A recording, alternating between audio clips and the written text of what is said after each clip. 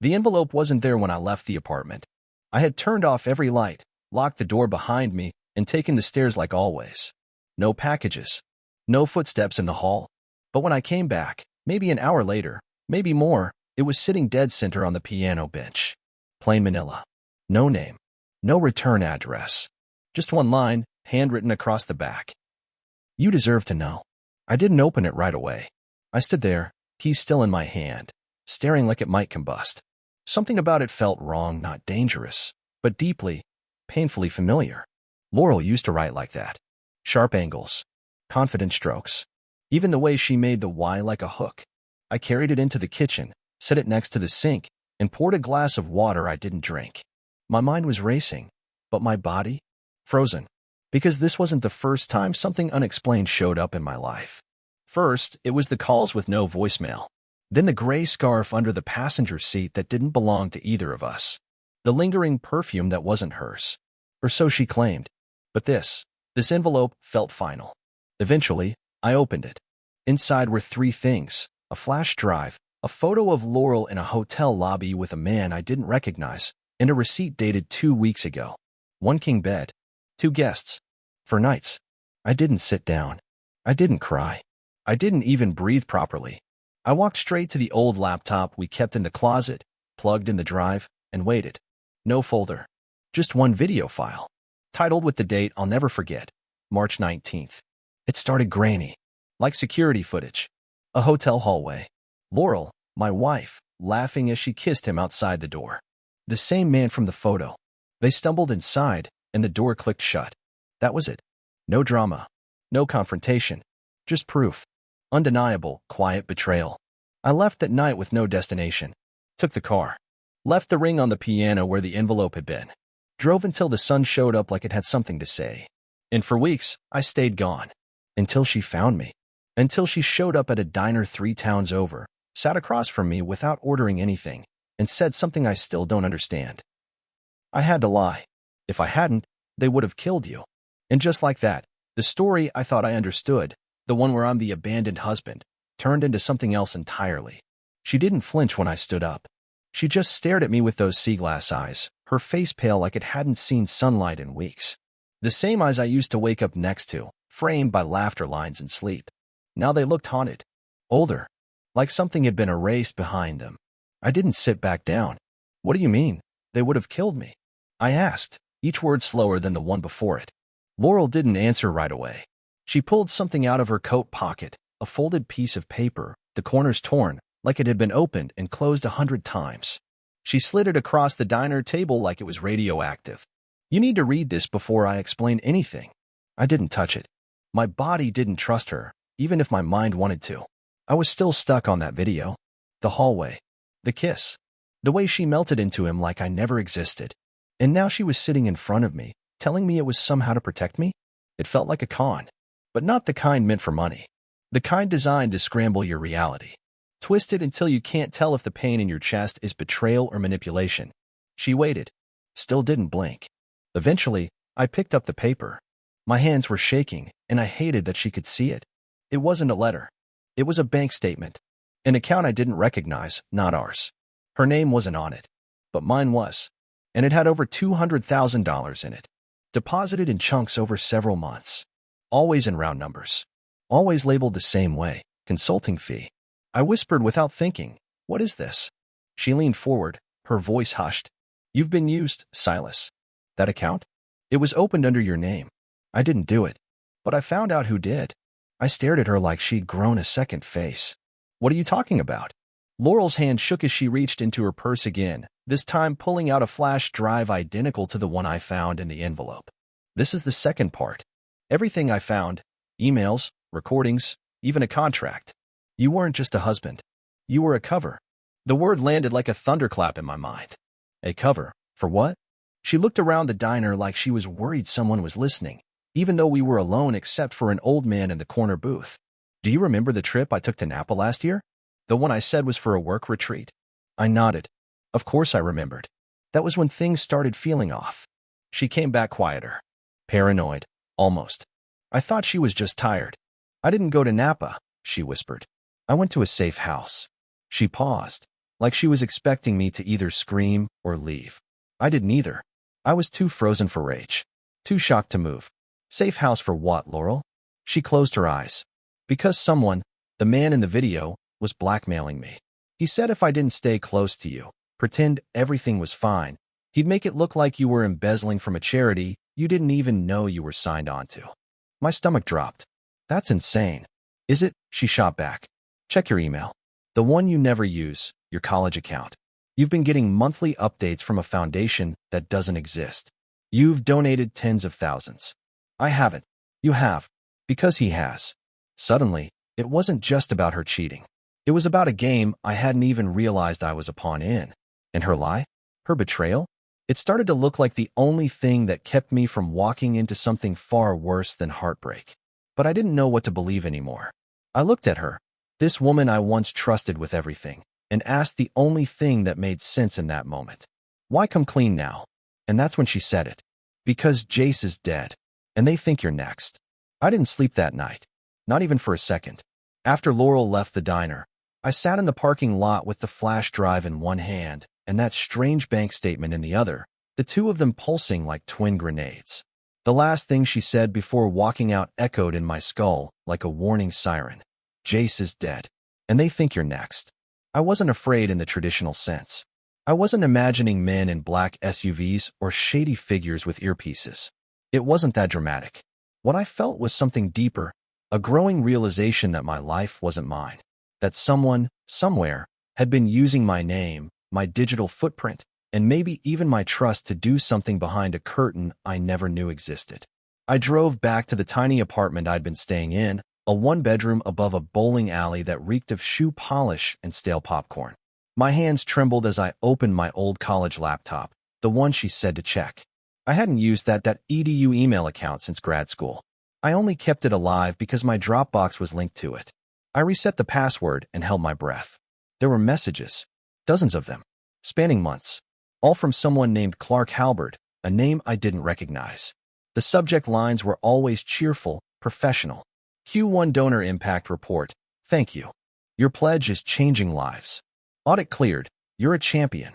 Inside each email were slick newsletters with my name at the top, thanking me for contributions to something called the Emberwell Trust, a foundation dedicated to restoring at-risk communities through housing, mentorship, and civic renewal. Except, I had never heard of it, never pledged a dime, never agreed to be listed as a board member. And yet, in the footer of every email, I was listed as a senior co-chair. I clicked the contact info. The foundation's website looked real enough. Beautiful stock photos, testimonials, staff bios. But when I ran a reverse image search on one of the founders, the guy turned out to be a Norwegian stock model. Another photo came back as a woman who hosted travel vlogs. Fake. Fabricated. The whole thing was a front. I opened the flash drive next. There were 6 folders. One of them was titled, For Silas Only. Inside, audio clips, email screenshots, a scanned letter. The voice on the audio was Jace. Smooth. Confident. Like he'd done this 100 times. He was talking to Laurel, calmly instructing her to make sure I didn't ask questions, that if I started poking around, she should redirect the heat by distracting me emotionally. He used those exact words. Make him believe it's about you. That's all it takes. He'll spiral if he thinks it's a personal betrayal. Hearing it made me sick. All this time, I thought Laurel was the knife in my back. Turns out, she'd been standing between me and something far worse. Maybe she went along with it at first. Maybe she was in deeper than I could grasp. But she was scared. That much was real. Then came the scanned letter. Typed. Signed by Clark Halbert, the man whose emails had been flooding my inbox. But this time, it wasn't cheerful. It was cold. Legalistic. It referenced breach of containment, exposure protocols, and a line that froze the blood in my arms. Subject SY, 43 must not be allowed to disengage from the agreed persona prior to dissolution of all third-party interfaces. Subject SY, 43. That was me. That had to be me. I read it twice. 3 times. Trying to decipher it. Agreed persona? Third-party interfaces? And then I saw the final file. A video. No title. Just a timestamp. It showed a meeting room. Grainy footage, probably from a security camera. Jace was in it, sitting across from a man I didn't recognize, older, suited, wearing a blue pin on his lapel. They were arguing. The audio was faint, but at one point the man leaned in and hissed something sharp. "If he walks, we all burn." 10 days after that recording, Jace was dead. I shut the laptop, barely able to breathe. None of this made sense. But one thing was suddenly, terrifyingly clear. This wasn't a love story gone wrong. This was a setup, and I was the center of it. And if Laurel was telling the truth, someone out there was still watching. The next morning, I drove to the address listed at the bottom of the Emberwell emails. It was printed right there, beneath the smiling faces and donation buttons. Headquarters, for 31 West Delmere Avenue, Suite 202, Halston, Pennsylvania, 19381. I wasn't sure what I expected. Maybe a glass building with a slick reception desk and framed awards on the walls. Something corporate. Something tangible. But when I pulled into the neighborhood, nothing fit. Delmere Avenue wasn't in a financial district. It wasn't in a plaza or office park. It was in a rundown strip of brick buildings behind an abandoned train station. Half the windows were covered with plywood. A liquor store on the corner had a sign that just read, LI__U__, as if even the name had given up. Suite 202? Didn't exist. The building at 431 West Delmere was real, sure. But it was boarded up, graffiti-stained, and clearly hadn't been active in years. The front door was sealed with rusted chains. A faded eviction notice hung like a ghost on the glass. I circled the block 3 times, even checked for back entrances. Nothing. No lights. No movement. Just dust and time. I was about to give up and leave when I noticed something strange, a black SUV parked diagonally across the street. Engine running. Windows tinted. It had been there the whole time. I hadn't thought much of it until I realized it wasn't idling anymore. Someone had shut it off. And then the back window rolled down. A man leaned out. Mid-40s maybe. Clean-shaven. Dressed too neatly for this side of town. He looked at me for a long moment before saying, calmly, "You shouldn't be here, Silas." My whole body tensed. I hadn't told anyone I was coming. I hadn't texted. I hadn't posted. I hadn't even left my GPS on. There was no reason for anyone, let alone a stranger, to know who I was or where I was parked. "Do I know you?" I asked. He stepped out of the car and closed the door without answering. He didn't look threatening. No weapon. No sudden moves. But something about him felt rehearsed, like every step he took had already been decided long before this moment. "You're looking in the wrong places," he said quietly, stopping a few feet away. "What you think you're chasing, it's not real. None of this is." "You're from Emberwell," I guessed. "No, but I know what it was. Nothing you'd recognize anymore. It's not a foundation. It never was. It was a firewall." "A firewall for what?" He didn't blink. "People like you." Before I could respond, he reached into his coat. I braced, expecting a gun, but he just pulled out a plain white envelope and handed it to me. "No names.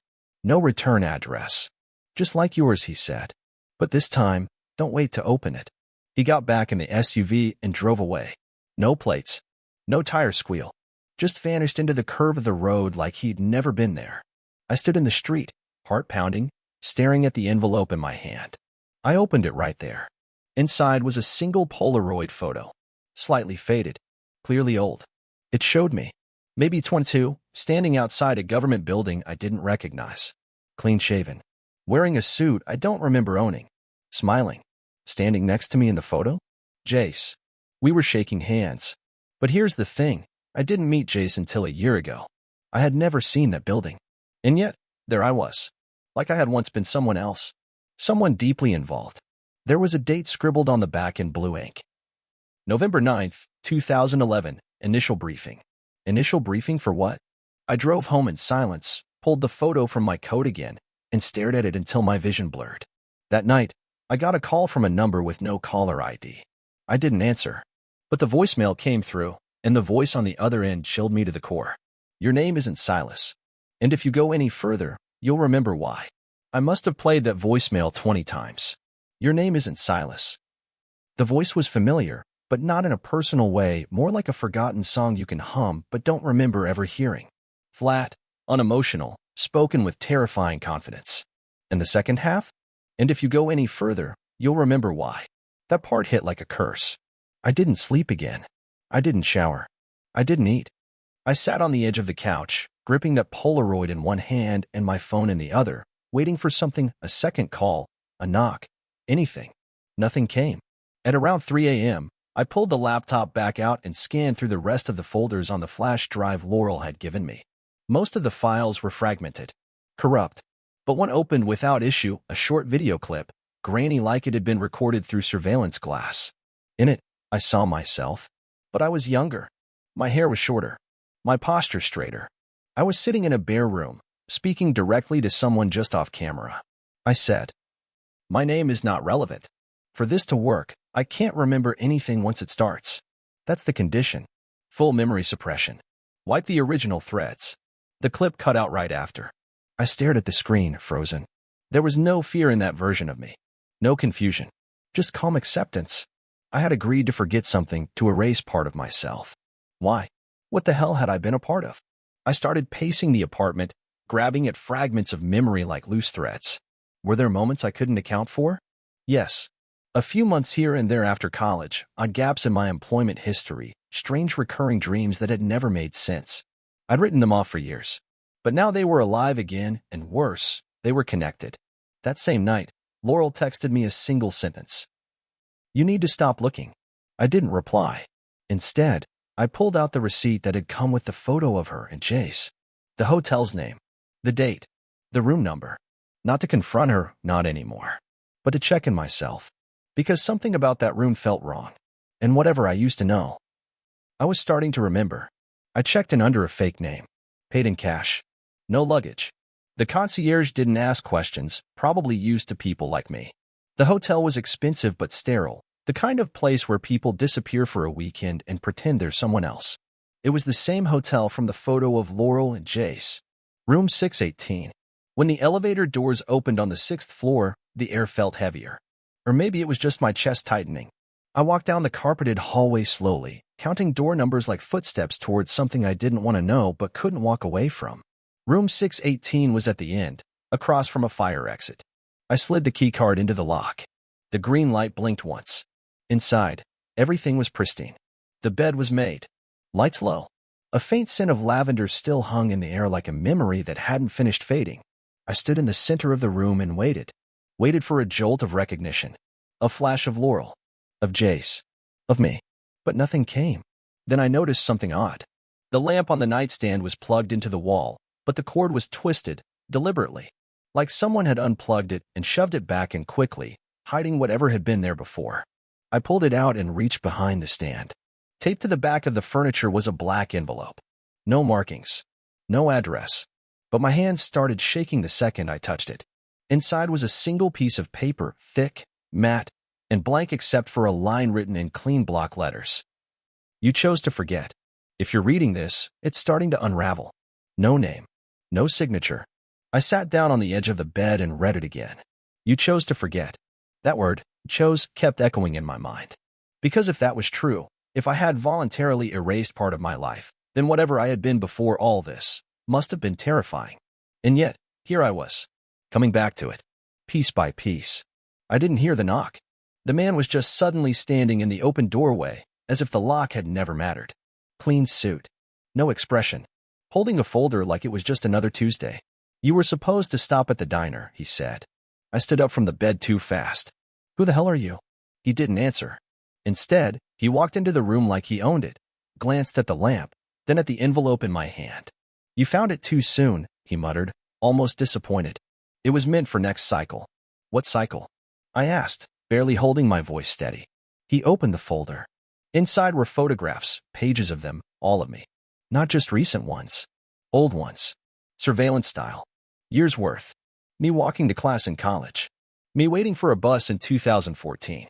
Me holding hands with Laurel outside our apartment before we ever moved in. He laid one photo on the bed. It was me sitting at a metal table, eyes closed, with electrodes on my temple. "You volunteered for compartmentalization," he said. "To protect the integrity of your real identity. Laurel was your anchor." "My anchor." I snapped. He nodded. "The person used to tether you back after resets. Every operative needs one." She was assigned. Then, she stopped following orders. I sat down again, but this time it felt like gravity had shifted. "I don't understand. You're saying my marriage was a setup?" Only the beginning, he replied. Eventually, she fell for you. That's when it all collapsed. The boundaries broke. She ran. Jace, was meant to bring her in quietly.